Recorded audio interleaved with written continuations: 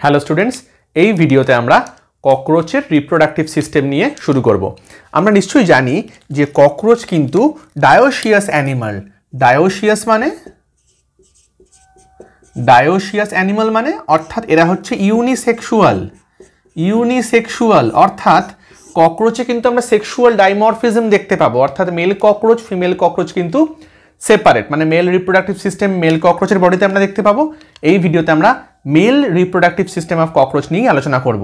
তাহলে male female ককরোচকে কিন্তু যেমন ইন্টারনালি যেমন ডিস্টিংগুইশ করা যাবে, এক্সটার্নালিও কিন্তু মেল এবং ফিমেল ককরোচকে সহজেই চেনা যায়। আমরা নিশ্চয়ই জানি যে মেল ককরোচের অ্যাবডোমেনের এন্ড পোর্শনটা অনেক ন্যারো হয়, ফিমেলের ক্ষেত্রে ব্রড হয়। তারপরে মেল ককরোচের ক্ষেত্রে অ্যানাল স্টাইল থাকে। অ্যানাল সার্সি কিন্তু মেল ফিমেল সব ককরোচই থাকবে, কিন্তু অ্যানাল স্টাইল কিন্তু শুধুমাত্র মেল ককরোচে থাকবে। আমরা কিন্তু ফিমেল ককরোচে অ্যানাল স্টাইল দেখতে পাবো না। তাহলে ককরোচের ক্ষেত্রে কিন্তু এগুলো খুব ইম্পর্টেন্ট ক্যারেক্টার। ওকে, অর্থাৎ এরা ডায়োশিয়াস বা sexual dimorphism can be seen in cockroach. তাহলে এই ভিডিওতে আমরা শুরু করছি mail reproductive system. Mail reproductive system of cockroach, আরশোলার পুংজননতন্ত্র। কোন কোন অর্গ্যান আমরা দেখতে পাবো? যেহেতু মেল রিপ্রোডাক্টিভ সিস্টেম, তাহলে অবশ্যই মেল গ্যামেট তৈরি হবে কোথায়? মেল গ্যামেট তৈরি হবে টেস্টিসে, তাই না? টেস্টিস। তাহলে এক জোড়া টেস্টিস আমরা দেখতে পাবো। প্রথমেই বলে রাখি, ককরোচ তো ইনভার্টিব্রেট, অমেরুদণ্ডী। ফলে ককরোচের যখন ডিসেকশন করা হয়, যখন ককরোচকে কাটা হবে, ওর বডি যখন ওপেন করা হবে, ওদের কিন্তু ডরসালি ওপেন করা হয়। অর্থাৎ আমি যে ককরোচের ছবিটা এঁকেছি, এটা কিন্তু ছবির রাইট সাইড, মানে কিন্তু এটাও ককরোচের রাইট সাইড, কারণ ককরোচকে পিঠ বরাবর কাটা হয়। কিন্তু আমরা যখন ধরো মানুষের হৃৎপিণ্ড আঁকি, তখন কিন্তু সেই ছবিতে কিন্তু ছবির ডান দিক মানে হৃৎপিণ্ডের বাঁ দিক হয়, ছবির বাঁ দিক মানে হৃৎপিণ্ডের ডান দিক হয়, উল্টো হয়। কিন্তু এখানে কিন্তু একদম এই ছবির ডান দিক মানে এটা ককরোচের ডান দিক, বাঁ দিক মানে ককরোচের বাঁ দিক, কারণ এদেরকে কাটা হয় ডরসালি, ভার্টিব্রেটদের কাটা হয় ভেন্ট্রালি। ওকে, তাহলে এক জোড়া টেস্টিস থাকবে। টেস্টিস থাকবে কোথায়?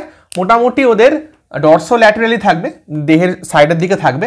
এটা হচ্ছে ফোর্থ সেগমেন্ট, এটা ফিফথ, এটা সিক্সথ। তাহলে ফোর্থ থেকে সিক্সথ অ্যাবডোমিনাল সেগমেন্টের মধ্যে কিন্তু টেস্টিসটা থাকে। ফোর্থ, ফিফথ, সিক্সথ, এটা কিন্তু মনে রাখবে। ওকে, ফোর্থ থেকে সিক্সথ অ্যাবডোমিনাল সেগমেন্টের মধ্যে সেই রিজিয়নে আমরা টেস্টিস দেখতে পাবো, দুটো টেস্টিস। প্রত্যেকটা টেস্টিসে কিন্তু 3টে করে লোব থাকে, 3টে করে লোব, এবং প্রত্যেকটা টেস্টিসে অসংখ্য ফলিকলস থাকে। সেই ফলিকলের মধ্যেই কিন্তু স্পার্ম তৈরি হয়। টেস্টিসের মধ্যে শুক্রাশয়, বাংলায় শুক্রাশয় বলা হয়, শুক্রাশয়ের মধ্যে শুক্রাণু উৎপাদিত হবে, তাহলে টেস্টিসের মধ্যে স্পার্ম তৈরি হবে। টেস্টিসের মধ্যে টেস্টিকুলার ফলিকল থাকে, সেই ফলিকলের মধ্যে স্পার্ম তৈরি হবে, এবং সেই স্পার্ম কি হবে? তৈরি হওয়ার পর টেস্টিস দিয়ে বেরিয়ে আসবে। কিসের মাধ্যমে বেরোবে?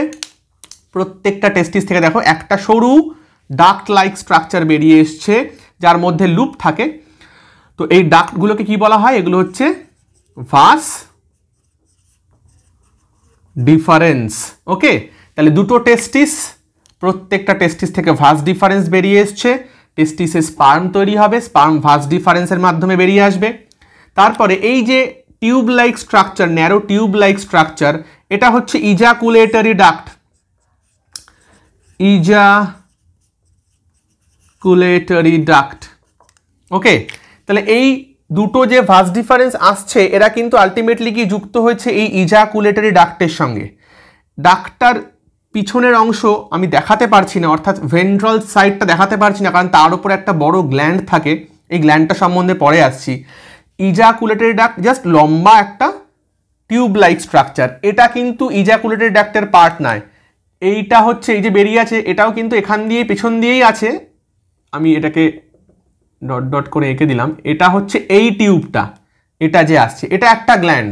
এই গ্ল্যান্ডটার নাম হচ্ছে কনগ্লোবেট গ্ল্যান্ড বা ফ্যালিক গ্ল্যান্ড। কনগ্লোবেট গ্ল্যান্ড, অথবা এর এক নাম কি? Folic gland. ওকে, কনগ্লোবেট গ্ল্যান্ড বা ফ্যালিক গ্ল্যান্ড। আমি এই গ্ল্যান্ডটার ফাংশনে আসছি। প্রথমে আমরা ইজাকুলেটরি ডাক্টটা কি জিনিস আমরা দেখি। ইজাকুলেটরি ডাক্ট কিচ্ছু নয়, জাস্ট একটা ধরো এরকম টিউব লাইক স্ট্রাকচার। ওকে, এরকম একটা টিউব লাইক স্ট্রাকচার, যার এন্ড, এই এন্ডের যে ওপেনিং, একে আমরা কি বলবো? একে আমরা বলবো জেনিটাল পোর। একে আমরা বলবো জেনিটাল পোর। তাহলে এখানে এই যে ছিদ্রটা এটা হচ্ছে জেনিটাল পোর। জেনিটাল পোরটা কোথায় উন্মুক্ত হয়েছে? এখানে যে স্পেসটা, এই যে স্পেসটা, এই স্পেসটাকে বলা হয় জেনিটাল পাউচ। এখানে যে একটা স্পেস তৈরি হয় যেটা 9th আর 10th টার্গা এবং 9th স্টারনাম, আমরা টার্গাম স্টারনাম জানি, এক্সটার্নাল মরফোলজি অফ ককরোচ পড়া হয়ে গেছে। ডরসাল যে স্ক্লেরাইডগুলো, পিঠের দিকের যে স্ক্লেরাইড, তাদের বলা হয় টার্গাম, এবং ভেন্ট্রাল বা বুকের দিকের যে স্ক্লেরাইড তাকে বলা হয় স্টারনাম।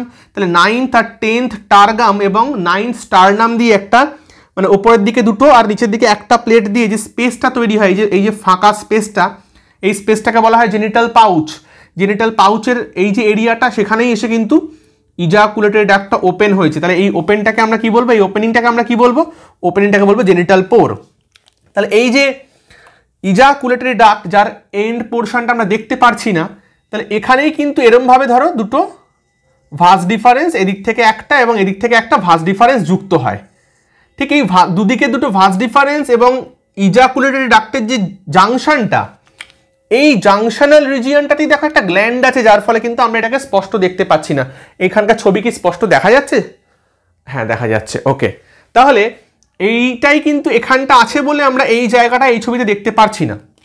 এই যে লাল আর সবুজ দিয়ে আমি এঁকেছি, এই গ্ল্যান্ডটার নাম কি? এই গ্ল্যান্ডটার নাম হচ্ছে mushroom gland. Mushroom gland. Okay, mushroom গ্ল্যান্ডে দেখো লাল আর সবুজ দুরকম আমি কালার দিয়ে এঁকেছি।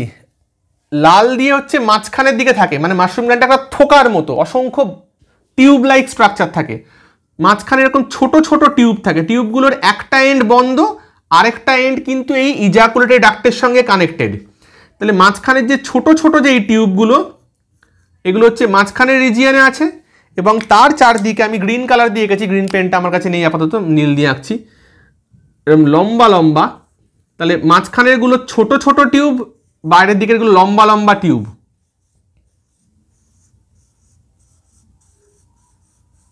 এরম ধরনের দেখতে। মাঝখানের যে ছোট টিউবগুলো তাদেরকে আমরা বলবো ইউট্রিকিউলি ব্রেভিওরেস, এবং বাইরের দিকের বড় টিউবগুলোকে আমরা বলবো ইউট্রিকিউলি মেজরেস।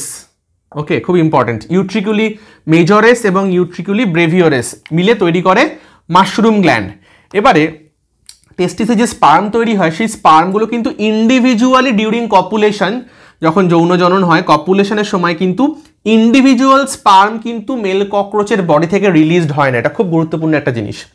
কি হয়, স্পার্মগুলো এসে প্রথমে এই ঠিক জাংশনটাতে আরেক ধরনের ছোট্ট ছোট্ট স্যাক লাইক স্ট্রাকচার থাকে, যাকে বলা হয় সেমিনাল ভেসিকল। এই নামটাও লিখে দিচ্ছি, এই ছবিতে দেখানো সম্ভব নয়, যদি দেখানো যেত তাহলে এই লাল লাল যে ইউট্রিকুলি ব্রেভিওরেসগুলো তার মাঝখানেই কিন্তু দেখা, মানে ছবিতে ওরকমভাবে দেখানো সম্ভব নয় বলে আমি আঁকিনি। তাহলে এগুলো হচ্ছে সেমিনাল ভেসিকল। ওকে, সেমিনাল ভেসিকল।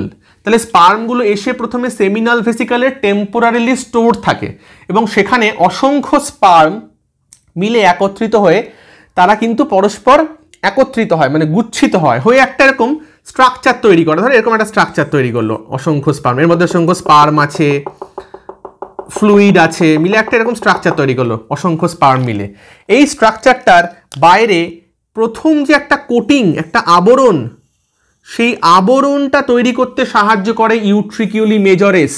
তাহলে মেল ককরোচের বডি থেকে যখন কপুলেশনের সময় ইন্ডিভিজুয়াল স্পার্ম বেরোবে না, অসংখ্য স্পার্ম একত্রিত হয়ে একটা বল লাইক স্ট্রাকচার তৈরি করে, যাকে বলা হয় স্পারম্যাটোফোর। তাহলে এই স্ট্রাকচারটাকে আমরা বলবো স্পারম্যাটোফোর।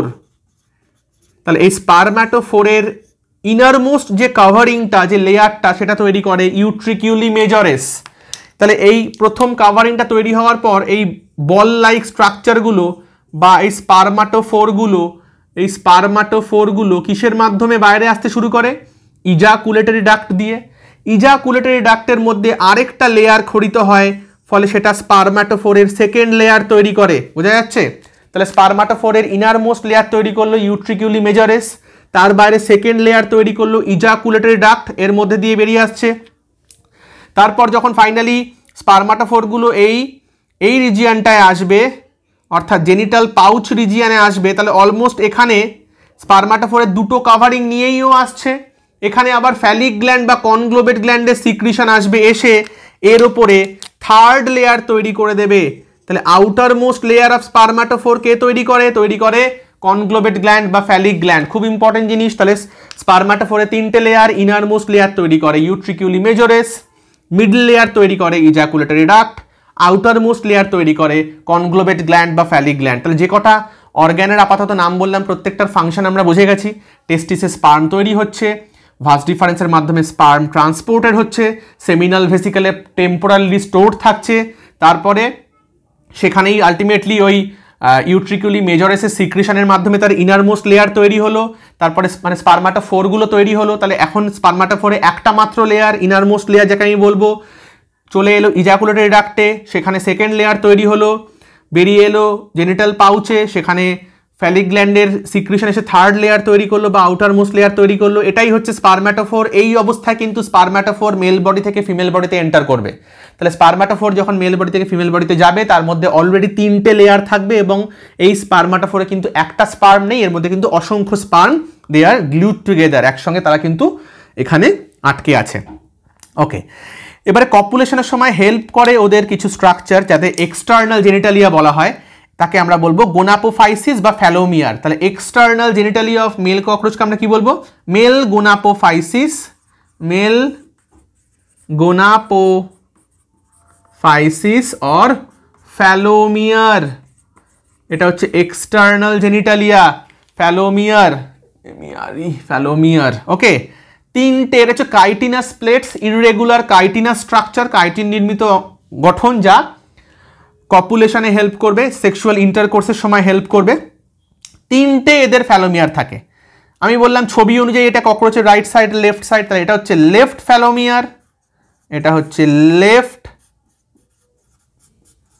ফ্যালোমিয়ার, এটা হচ্ছে রাইট ফ্যালোমিয়ার এবং এটা হচ্ছে ভেন্ট্রাল ফ্যালোমিয়ার। ওকে, লেফট ফ্যালোমিয়ার, রাইট ফ্যালোমিয়ার, ভেন্ট্রাল ফ্যালোমিয়ার, এরা ডিউরিং ইন্টারকোর্স বা কপুলেশনের সময় হেল্প করবে। তাহলে মেল রিপ্রোডাক্টিভ সিস্টেমের প্রত্যেকটা পার্ট নিশ্চয়ই বুঝে গেলাম এবং প্রত্যেকটা পার্ট কোথায় কোনটা থাকে এবং তার কি ফাংশন সেটাও নিশ্চয়ই বুঝে গেলাম। তাহলে নেক্সট ভিডিওতে আমরা female reproductive system of cockroach নিয়ে ফেরত আসছি। তোমরা একটা স্ক্রিনশট নিয়ে নাও ছবিটার।